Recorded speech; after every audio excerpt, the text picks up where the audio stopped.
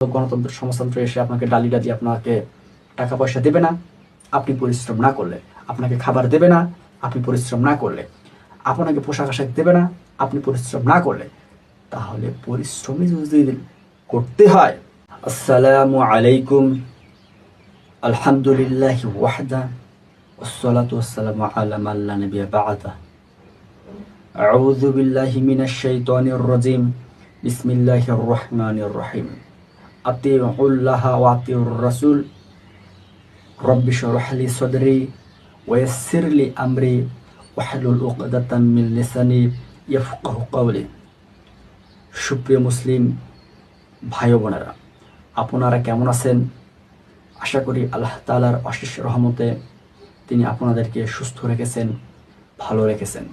আলহামদুলিল্লাহ, মহান আল্লাহ তাআলা আমাকেও সুস্থ রেখেছেন, ভালো রেখেছেন।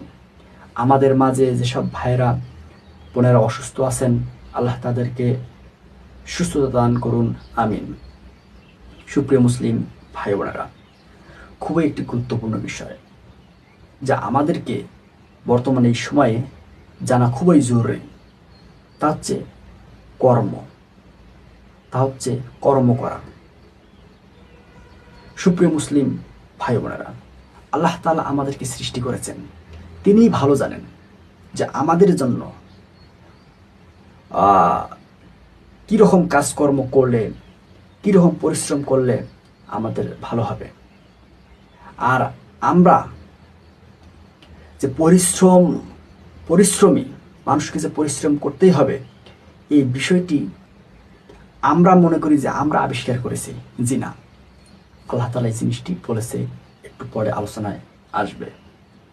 সুপ্রিয় মুসলিম ভাই বোনেরা, আমরা আমাদের জীবনে সদা সর্বদা কর্ম করি। বর্তমান সময়ে অনেক উপদেশমূলক বক্তাকে দেখা যায়, ঈমান আমলের তো কোনো ছিটে ফোঁটা তাদের অন্তরের মধ্যে তেমনটা নেই। মুসলমান দাবি করে, অনেক মুখরোচক কথাবার্তা বলে। তারা আমাদের সামনে এসে বিভিন্নভাবে বিভিন্ন হাস্যোজ্জ্বল চেহারায় পরিশ্রমের কথা বলেন। পরিশ্রম করতে হবে, এটা করতে হবে, এবং তারা এটাকে মনে করেন যে তারা একটা জিনিস মনে আবিষ্কার করছে। তারা একটা জিনিস কি করছে? আবিষ্কার করছে। আবিষ্কার করে আমাদেরকে তারা দিচ্ছে। তাদের আবভাব অঙ্গভঙ্গি দেখলে এটাই বোঝা যায়। সুপ্রিয় মুসলিম ভাই বোনেরা, আসুন আমরা আজ সত্যটা জেনে নেই। আল্লাহ তাআলা আমাদেরকে পরিশ্রম নির্ভর করেই সৃষ্টি করেছেন। এই কথাটা আল্লাহ তাআলা বলেছেন সূরা বালাদের 4 নম্বর আয়াতে, লাকাদ খলাকনাল ইনসানা ফি কাবাদ। আমি মানুষকে সৃষ্টি করেছি পরিশ্রম নির্ভর করেই। এই কথাটা কে বলছেন? মহান আল্লাহ তাআলা। তিনি আমাদেরকে পরিশ্রম করেই সৃষ্টি করেছেন। কাজেই এইসব মোটিভেশনাল স্পিকারের কথায় প্রলুব্ধ না হয়ে পবিত্র কোরআনের দিকে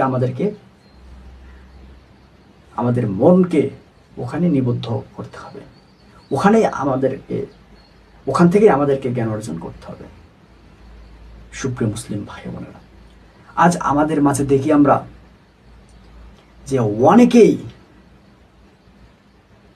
পরিশ্রম করে বিপথে।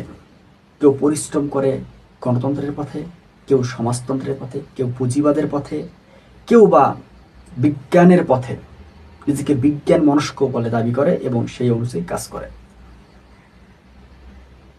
দেখুন, কাজ তো করতেই হবে, এটি আমাদের বৈশিষ্ট্য।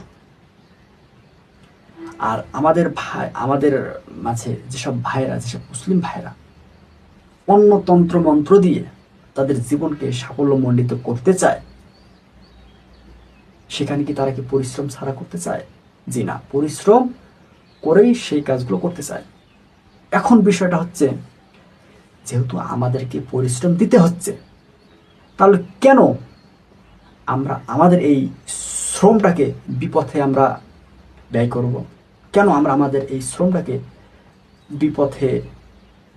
বিপথের কাজে লাগাবো? কেন? প্রশ্ন তো ওঠে না। এটা অযৌক্তিক মনে করি। যেহেতু আমাদেরকে পরিশ্রম দিতেই হচ্ছে, গণতন্ত্রে গেলেও আপনাকে আপনার পরিশ্রম দিতে হবে, সমাজতন্ত্রে গেলেও আপনাকে পরিশ্রম দিতে হবে। এরকম যে তন্ত্রমন্ত্র আছে মনুষ্য এবং শয়তানের রচিত, সেখানে গেলে আপনাকে পরিশ্রম যেহেতু দিতেই হবে, কেউ আপনাকে এইসব তন্ত্র মন্ত্র অথবা গণতন্ত্র সমাজতন্ত্র এসে আপনাকে ডালিটা দিয়ে আপনাকে টাকা পয়সা দেবে না আপনি পরিশ্রম না করলে, আপনাকে খাবার দেবে না আপনি পরিশ্রম না করলে, আপনাকে পোশাক আশাক দেবে না আপনি পরিশ্রম না করলে। তাহলে পরিশ্রমই যদি করতে হয়, তাহলে আমরা আমাদের রব আল্লাহ তাআলা, উনি যেহেতু আমাদেরকে পরিশ্রম নির্ভর করে সৃষ্টি করেছেন, আমরা আমাদের রবের পথে আমরা পরিশ্রম দেব। কেন বিপদে দিয়ে আমরা আমাদের জীবনকে বিপদের দিকে ঠেলে দেব? কেন আমরা আমাদের এই জীবনকে পার্থিব এই তন্ত্র মন্ত্রে ব্যয় করব? যে ব্যয়ে শুধু এই পৃথিবীতে হয়তো কিছু আসতে পারে, কিন্তু চূড়ান্তভাবে আমরা আমাদের আখিরাতে ক্ষতি হতে পারে। কাজেই আমরা আল্লাহ তাআলার পথেই আমরা আমাদের জীবনকে উৎসর্গ করব, পরিশ্রম এখানে দেব, ইনশাআল্লাহ তিনি এই দুনিয়াতেও দেবেন, আখিরাতেও আমাদেরকে দেবেন, নিশ্চিত দেবেন। হয়তো দুনিয়াতে যদি একটু আপনাকে পরীক্ষা নিরীক্ষা, তারপর হচ্ছে বিপর্যয়, কিন্তু এতে আপনি হতাশ হবেন না। তারপরেও আল্লাহ তাআলা আপনাকে অনেক অনেক সুখে রাখবেন, যারা পার্থিব জীবনে একেবারেই ডুবে আছে তাদের থেকে। সুপ্রিয় মুসলিম ভাই বোনেরা, আমি যে আয়াতটি প্রথমে তেলাওয়াত করেছি, আতিউল্লাহ ওয়া আতিউর রাসূল, তোমরা আল্লাহ তাআলার আনুগত্য করো এবং মুহাম্মদ সাল্লাল্লাহু আলাইহি ওয়াসাল্লামের আনুগত্য করো। এই আনুগত্য আমাদেরকে করতেই হবে। এই আনুগত্য করলে আমরা এই জীবনে সফলতা পাব, আমরা পরকালেও সফল হব। আর এই জীবনে যদি হয়তো অনেকে আনুগত্য করতেছে যে টাকা পয়সা তার মানে হচ্ছে না, জি না, এটা আমরা ভাবা যাবে না, এরকম আমরা ভাবা কুফুরি। এই পৃথিবীটা হচ্ছে পরীক্ষা ক্ষেত্র, আল্লাহ তাআলা আমাদেরকে পরীক্ষা করবেন। তবে ঈমান, আকীদা এবং মুহাম্মদ সাল্লাল্লাহু আলাইহি সাল্লামের সুন্নাত অনুযায়ী আমল করলে, আতিউল্লাহ ওয়া আতিউর রাসূল এই আয়াতের উপর আমল করলে ইনশাআল্লাহ আপনি যথাযথ পুরস্কার পাবেনই পাবেন। আর আমাদের চূড়ান্ত লক্ষ্যই হচ্ছে আখিরাত। এই পৃথিবীর থেকে আখিরাতই উত্তম। সুপ্রিয় মুসলিম ভাই বোনেরা, আল্লাহ তাআলা আমাদেরকে বোঝার তৌফিক দান করুন। আমরা আমাদের শ্রমকে অন্য পথে ব্যয় না করে, যেহেতু আমাদেরকে শ্রম দিতেই হবে, আমরা আমাদের মহান আল্লাহ তাআলার পথেই আমরা আমাদের শ্রমকে ব্যয় করব। আল্লাহ তাআলা আমাদেরকে বোঝার এবং আমল করার তৌফিক দান করুন।